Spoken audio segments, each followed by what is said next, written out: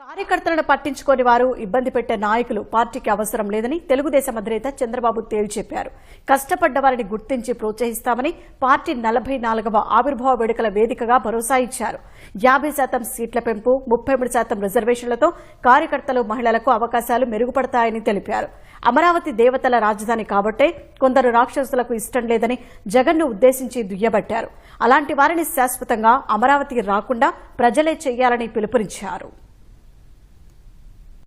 తెలుగుదేశం 44వ ఆవిర్భావ దినోత్సవాన్ని పార్టీ కేంద్ర కార్యాలయం ఎన్టీఆర్ భవన్లో ఘనంగా నిర్వహించారు. ముఖ్యమంత్రి, పార్టీ అధినేత చంద్రబాబు, పార్టీ జాతీయ ప్రధాన కార్యదర్శి లోకేష్, పార్టీ రాష్ట అధ్యక్షుడు పల్లా శ్రీనివాసరావు, కేంద్ర మంత్రి పెమ్మసాని చంద్రశేఖర్ సహా సీనియర్ నాయకులతో కలిసి పార్టీ జెండా ఎగురవేశారు. ఎన్టీఆర్ విగ్రహానికి నివాళులర్పించారు. తెలుగుదేశం పుట్టుక నుంచి నేటి వరకు పార్టీ సిద్ధాంతాలు, విజయాలు, ప్రయాణం అన్నీ సంచలనమేనని గుర్తు చేశారు. తెలుగుదేశం పార్టీకి కార్యకర్తలే ప్రధాన బలమని చంద్రబాబు ఉద్ఘాటించారు. కార్యకర్తల్ని పట్టించుకోని నాయకులు పార్టీకి అవసరం లేదని తెగేసి చెప్పారు. కష్టపడే కార్యకర్తల్ని గుర్తించి ప్రోత్సహించే బాధ్యత తనదని స్పష్టం చేశారు. పార్టీ గెలుపే రాష్ట్రం గెలుపన్న చంద్రబాబు పసుపు జెండా ఎప్పుడూ ఎగిరేలా ప్రతి కార్యకర్త పనిచేయాలని పిలుపునిచ్చారు.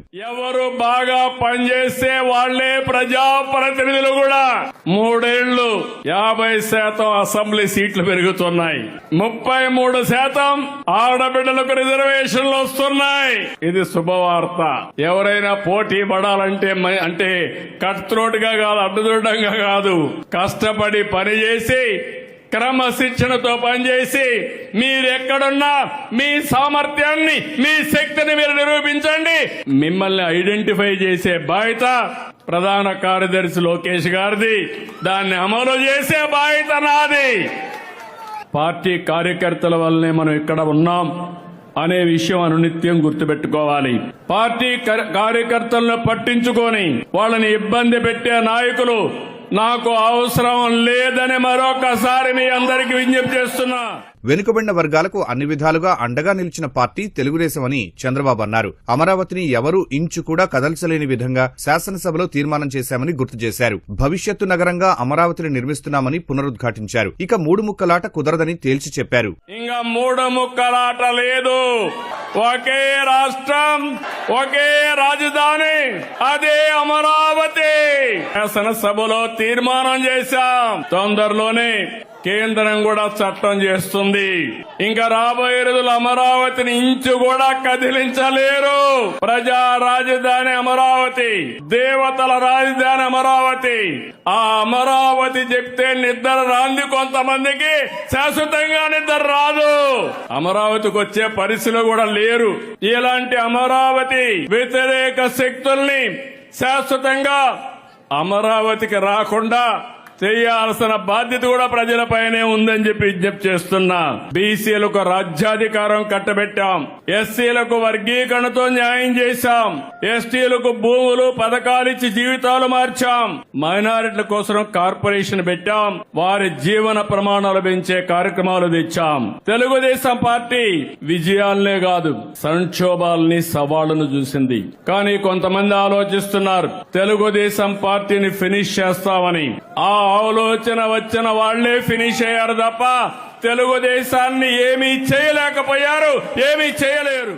జెండా మోసే కార్యకర్తలే పార్టీకి అధినేతలని టీడీపీ జాతీయ ప్రధాన కార్యదర్శి లోకేష్ అన్నారు. కష్టపడిన కార్యకర్తల్ని గ్రామ స్థాయి నుంచి పొలిట్ బ్యూరో స్థాయికి తీసుకెళ్లే బాధ్యత తనదని హామీ ఇచ్చారు. వైసీపీ అధినేత జగన్ క్రెడిట్ చోరీ అనే జబ్బుతో బాధపడుతున్నారని ఎద్దేవా చేశారు. జెండాలు మోసింది కార్యకర్తలు, పోరాడింది కార్యకర్తలు. అందుకే నాకు ఈ కార్యకర్తలే అధినేత అని ఈ సభాముఖం మీకు తెలియజేస్తున్నా. తెలుగుదేశం పార్టీ లేకుండా చేస్తున్నారు కొంతమంది, ఇప్పుడు వాళ్ళే అడ్రస్ లేకుండా పోయారు. అర్థమైందా రాజా?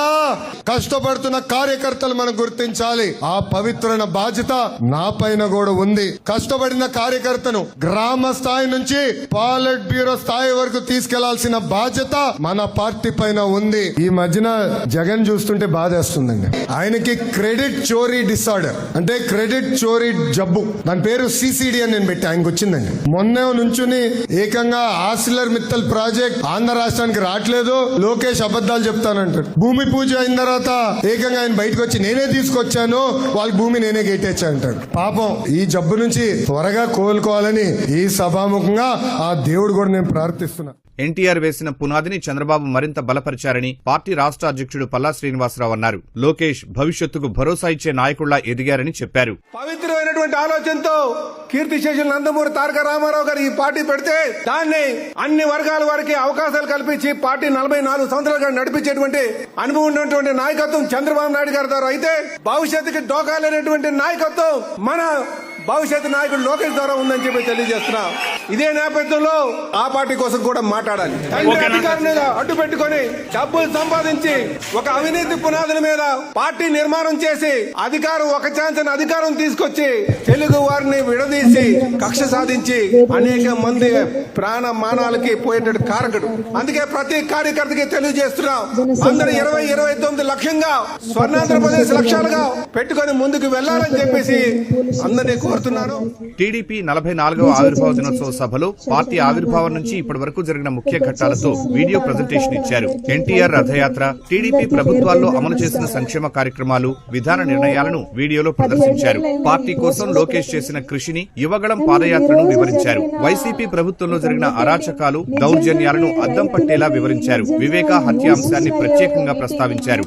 జగన్ క్రూరత్వానికి, రాజకీయ స్వార్థానికి పరాకాష్ట సొంత బాబాయి వివేక హత్య.